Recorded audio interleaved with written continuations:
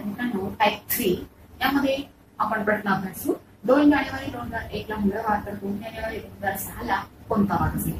तर विद्यार्थी मित्रांनो याआधी आपण ते दोन टाईप पाहिले, टाईप 1 आणि टाईप 2. त्याच्यात थोडा अवघड प्रश्न आहे, पण तरीही जर गणिताचं आकलन झालं तर आपण सहजपणे सोडू शकतो. बघा आता 2 जानेवारी 2001 ला मंगळवार आहे, तर 2 जानेवारी 2006 ला कोणता वार असेल?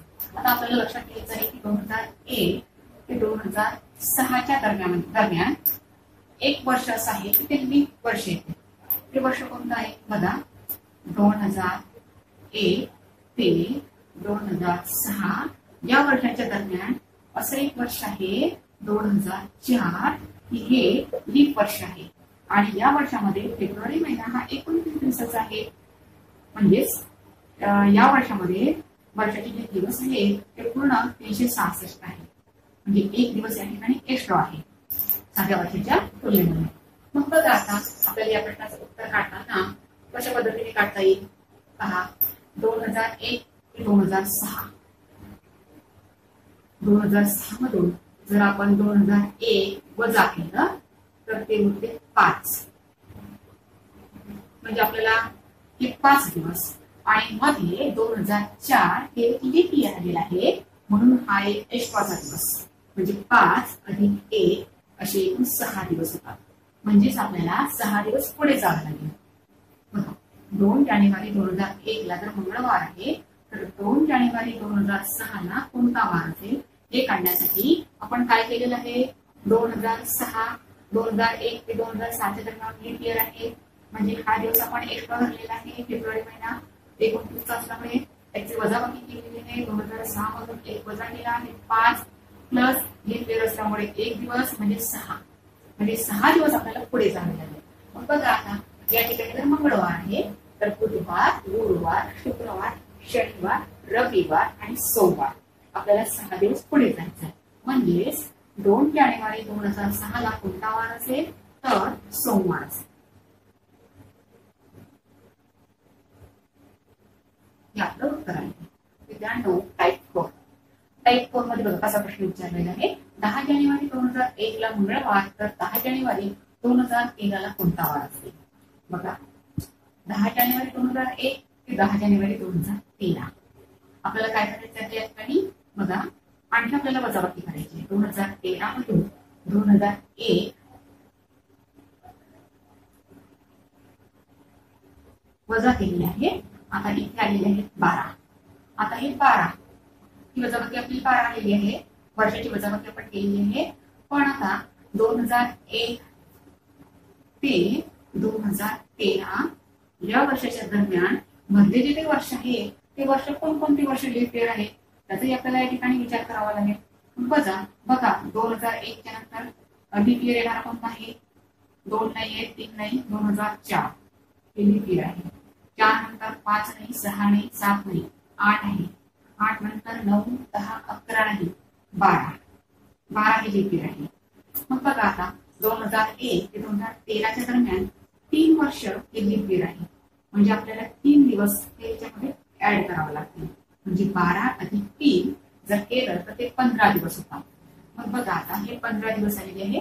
म्हणजेच आपल्याला 15 दिवस पुढे जावे लागेल. आता 15 दिवस पुढे जावे लागेल. मग आता एवढं दिवस मोजण्यापेक्षा सरळ सरळ आपल्याला फक्त काय करायचं आहे, हे जे 15 दिवस आहे ते 15 दिवस पुढे जायचं आहे. म्हणून आपण 7 दिवसाचा एक आठवडा असतो, म्हणून आपण त्या 15 ला 7 ने सरळ भागायचं. 7 1 7 7 2 14 विषय भाग गेलेला नाही, बाकी 1 उरलेली आहे या ठिकाणी. म्हणून आपल्याला या ठिकाणी 1 दिवस पुढे जायचं आहे. 1 दिवस पुढे म्हणजेच आपल्याला इथे 10 जानेवारी 2001 ला जर मंगळवार आहे तर 10 जानेवारी 2013 ला कोणता वार असेल तर पुढचा वार म्हणजे बुधवार. तर या पद्धतीने आपण कॅल्क्युलेशन करून त्या प्रश्नाचं उत्तर काढू शकतो. अतिशय सोपं आहे. जे काही आपल्याला इयर दिलेलं आहे त्याच्यामध्ये आपल्याला फक्त वजाबाकी करायची आहे. ते दिवस आपल्याला काउंट करायचे आहे. वजाबाकी करून त्यानंतर या मधले वर्ष जे आहे हे जे कमी इयर दिलेले आहे यातले जे मधले वर्ष आहे ते कोणते लीप इयर आहे ते पाहायचं. जेवढे लीप वर्ष असले तेवढे दिवस त्याच्यामध्ये ऍड करायचे. 2001 ते 2013 दरम्यान 3 वर्ष अशी आहे की ते लीप वर्ष आहे 4, 8 आणि 12. म्हणून आपण या 12 मध्ये 3 दिवस ऍड केलेले आहे. आणि आपल्याला 15 दिवस पुढे जायचं आहे आणि 15 दिवस पुढे जायचं आहे म्हणून आपण नेमका दिवस काढण्यासाठी आपण 7 दिवसाचा 18 असतो म्हणून आपण त्या 15ला 7ने भागलं, बाकी 1 उरली म्हणून आपल्याला 1 दिवस पुढे जायचं आहे. इथे मंगळवार होता तर इथे बुधवार असेल. त्यानंतर 5 जानेवारी 2008ला सोमवार असेल तर 5 जानेवारी 2012ला कोणता वार असेल? बघा याआधी आपण जसा प्रश्न सोडवला त्याच टाईप मधला प्रश्न आहे, थोडाफार फरक आहे. तर आता आपल्याला या ठिकाणी 2012 मधून 2008 हे मायनस करायचं आहे.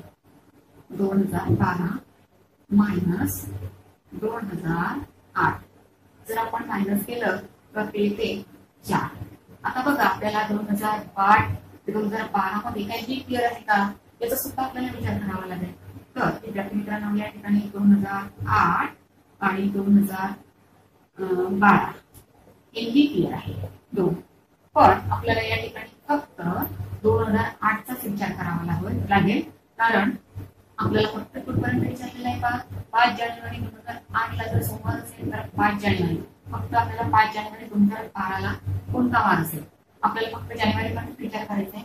म्हणजे 2012 मध्ये तो फेब्रुवारी महिना आहे त्याच्याशी आपल्याला काही संबंध नाही, तो 29चा असेल किंवा 28चा असेल त्याचा आपल्याला विचार करण्याची काही गरज नाही. फक्त आपल्याला 5 जानेवारी पर्यंतच काउंट करायचं आहे. म्हणून आपल्याला विचारात घेताना तर 2008 हे लीप वर्ष आहे हेच आपल्याला फक्त लक्षात घ्यायला लागेल. म्हणून हे 4 दिवस प्लस हे लीप इयर आहे म्हणून हा 1 दिवस म्हणजे हे झाले 5 दिवस. म्हणून विद्यार्थी मित्रांनो आपल्याला आता 5 दिवस पुढे जायचे आहे. 5 जानेवारी 2008ला जर सोमवार असेल तर 5 जानेवारी 2012ला कोणता वार असेल? तर बघा काउंट करा. सोमवार नंतर मंगळवार, बुधवार, गुरुवार, शुक्रवार आणि शनिवार. म्हणजे आपलं उत्तर आलेलं आहे शनिवार. अशा पद्धतीने आपण या प्रश्नाचं